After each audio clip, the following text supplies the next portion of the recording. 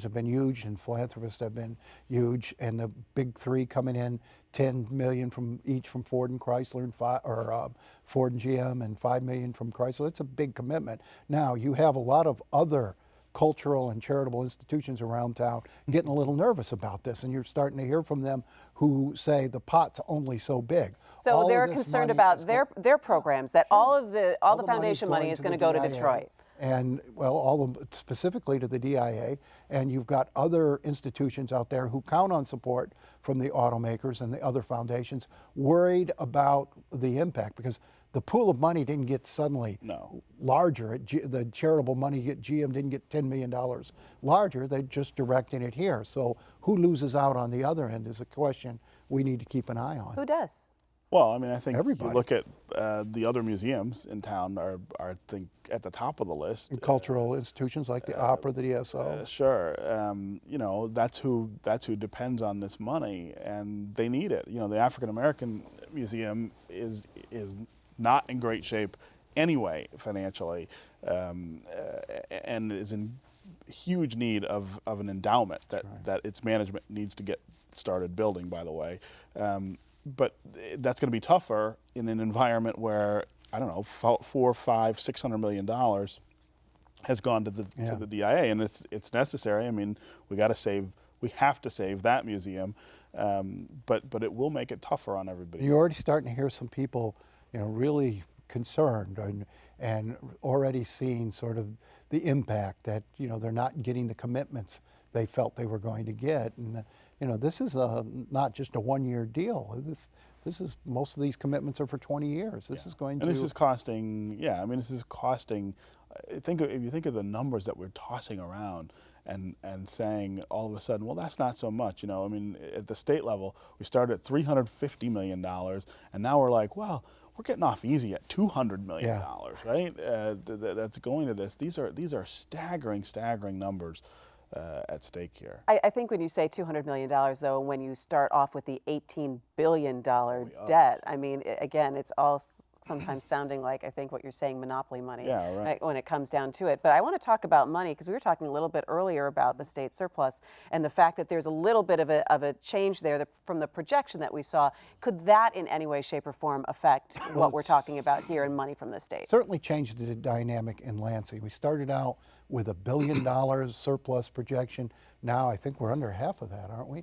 And you know, that was money that they had committed. And some people at one point, some of the lawmakers said, well, we'll take it out of the surplus, or we'll repay it from the surplus. They committed money to roads, to education.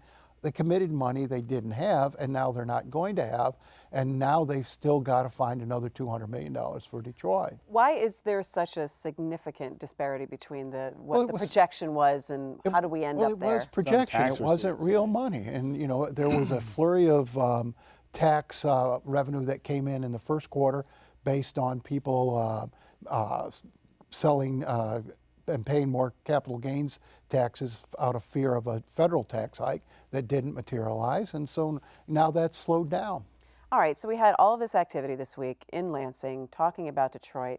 So when can we see this all come together, Stephen, or are we going to see it all come together? I still think we're poised for Mackinac to be the time that you're going to have everybody together anyway. The governor will be there. I think sometime that week is when we see all this stuff sort of congeal and you know, the deals get made. There are a lot of deals that are going to have to get made. I mean, this is not going to happen as a one-off. There will be lots of other things that are traded off in order to get the votes.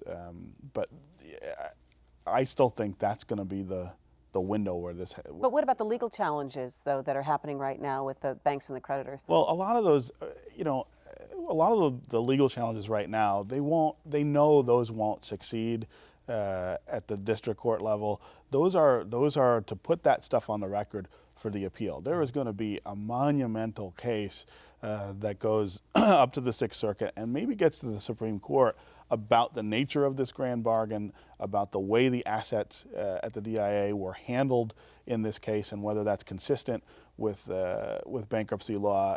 The creditors believe that you have to rationalize that asset in a much different way than what this bargain is proposing, and it'll be up to Rhodes to write a good enough opinion that justifies the discretion And he don't has. they believe that they shouldn't be treated any differently from that the pensioners are getting special treatment? Sure. They'll make that case, and they'll make the case that the DIA is being treated differently than what you can treat an asset under Chapter 9. And if it is appealed, I mean, what does that mean for their goal of settling this thing by September or October when Kevin Orr leaves? And if it stayed by the court on appeal, what does the governor then do in terms of ongoing emergency management of Detroit? Because none of the if this deal gets stayed on appeal, none of the savings materialize. Detroit's still in a financial mess. Does he say, okay, well, we're done, we turn it back over to the elected leaders and you all manage it? I don't know how he can do that.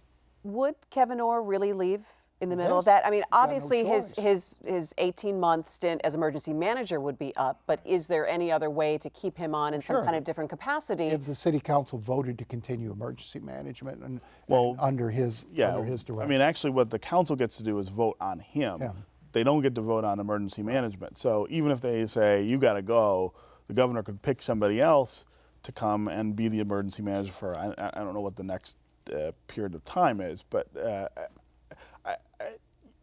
the goal still is to get enough of these creditors to say that they want it, that the judge can justify a cram down on everybody else, which settles it settles the case and gets all of this sort of crossfire out of the way. So the ballots that went out last week, for instance, are incredibly important, not just to the pensioners who clearly you want them to sign onto the deal, but to enough of the banks too, to say this is as good as it's going to get. I mean, people also forget there is no money.